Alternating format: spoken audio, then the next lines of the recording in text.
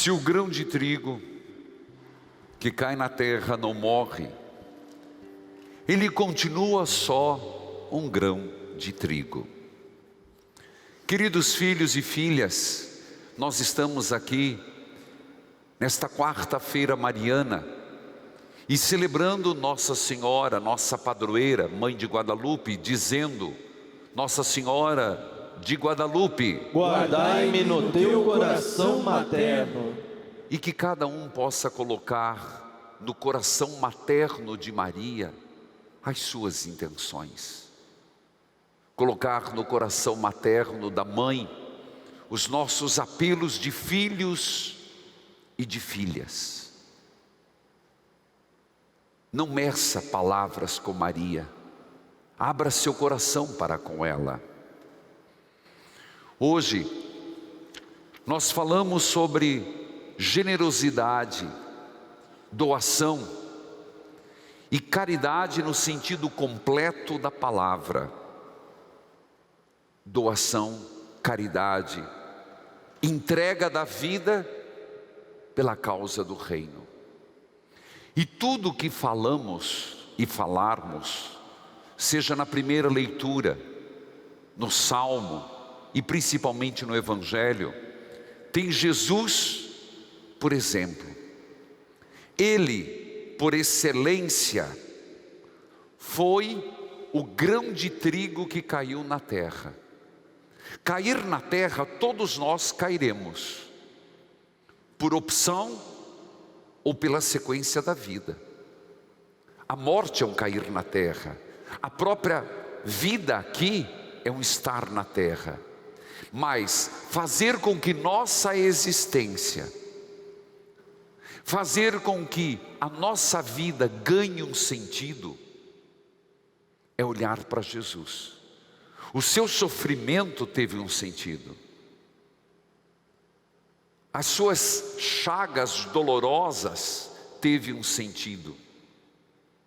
O estar 3 dias no sepulcro teve um sentido, porque ressuscitou. Trabalhou pelo reino, obediente ao Pai até a morte e morte de cruz.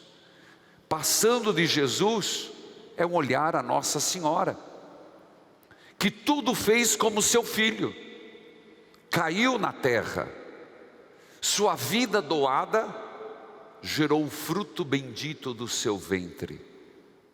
Ora, a primeira leitura de hoje, geralmente usada para nos lembrar de nossas obrigações como dizimistas, falando de generosidade. Inclusive, a pastoral do dízimo do santuário usa este texto exatamente muitas vezes para nos lembrar sobre isto. Quem semeia pouco, colhe pouco. Quem semeia com largueza, com abundância, colherá com largueza. Esse é um texto de Coríntios.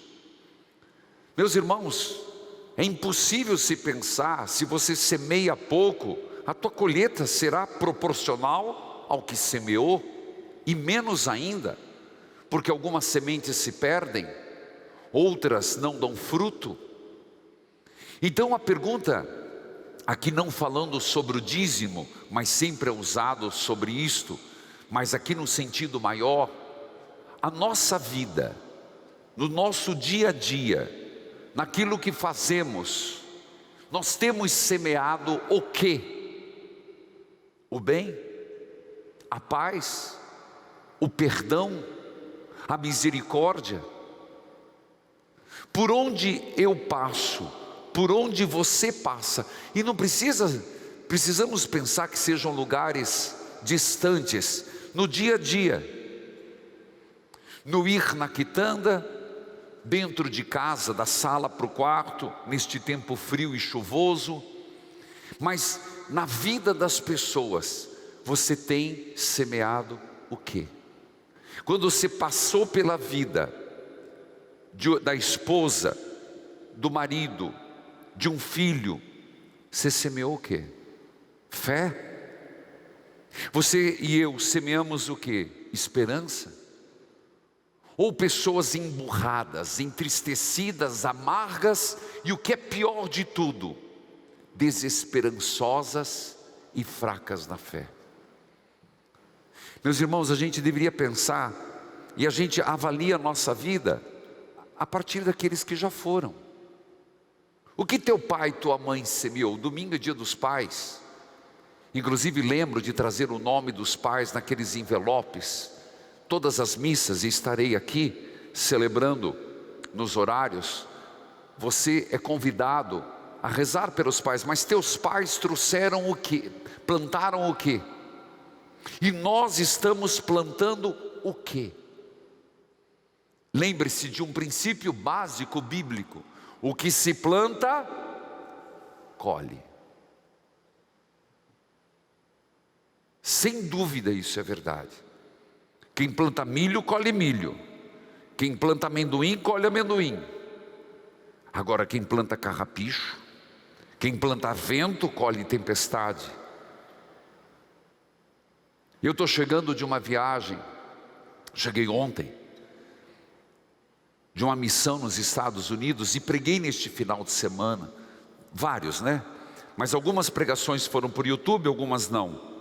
Mas hoje no rádio, uma mulher dizendo sobre traição. Hoje o programa Experiência de Deus apareceu muito o problema da família, casais, a questão traição. Inclusive que me motivou amanhã na quinta eucarística que nós vamos fazer, a terceira de 5, rezando pela família, rezando pelos pais vivos e falecidos, bênção das fotos de família. Vou pregar sobre a traição, porque a grande luta é que não haja traição. Mas e se houver? Só tem um remédio: a decisão de não fazer mais e a decisão do perdão. Se não tiver essas duas decisões, não tem acerto. Perdoar não é emoção, é decisão.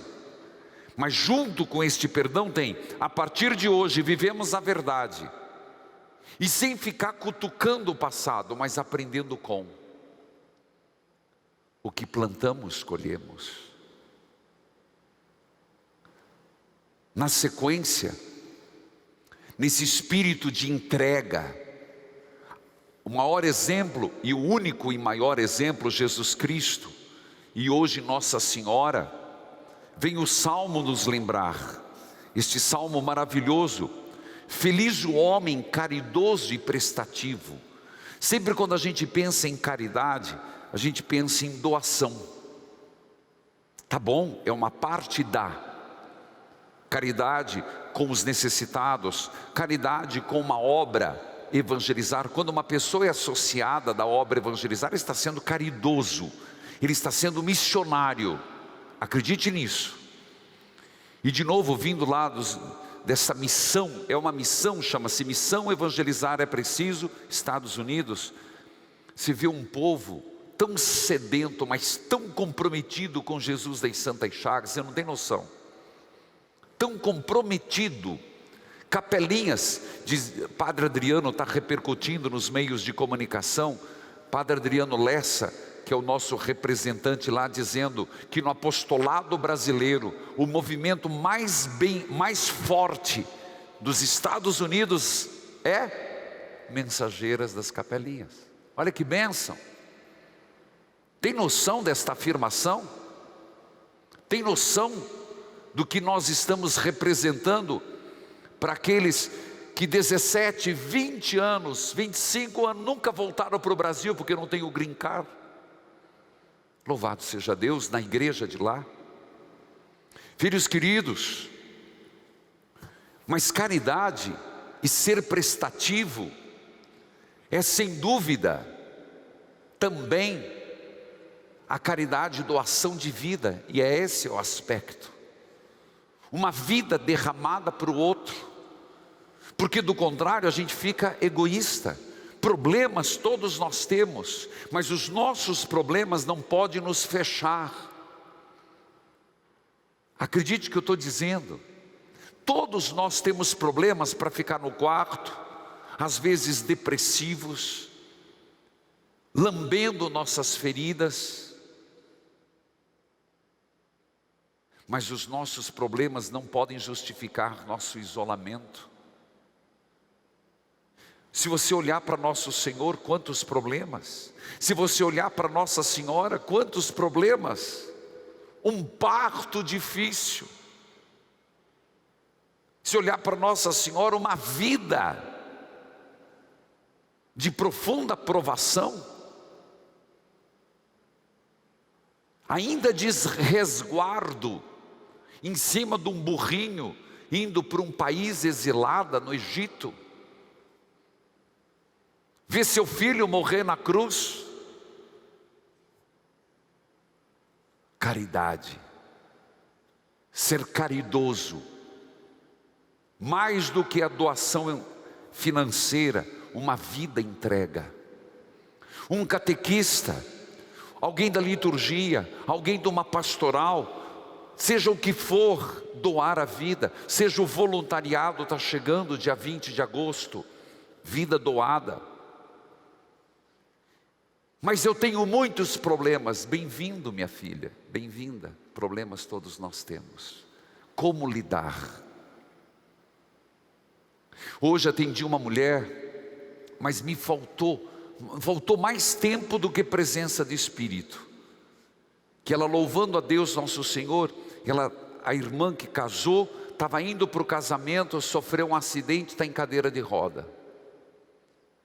E eu louvei com ela, mas o que faltou dizer, que ela disse 9 meses de cadeira de roda, o que me faltou dizer, o que eu digo agora, se ela estiver me escutando, ofereça esses 9 meses de cadeira de roda, para a santificação do mundo, para a conversão de alguém, ou dos pecadores.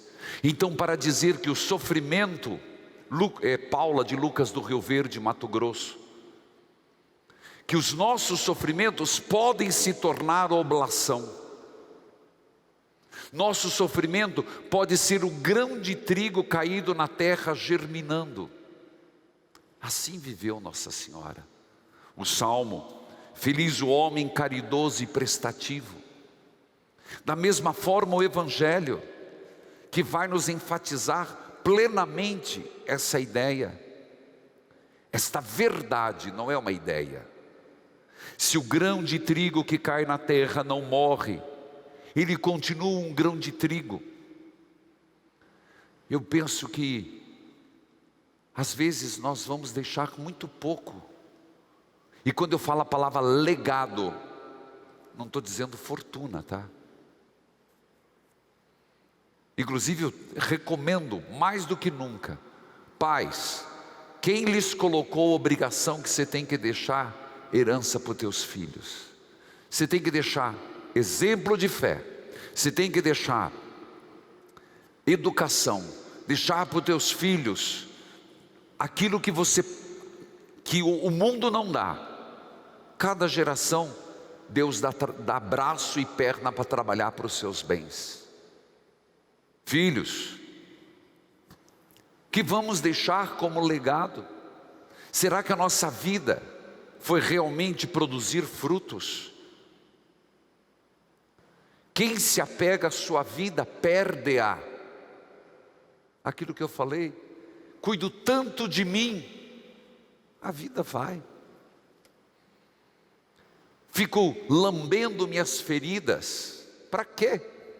Para que lamber feridas?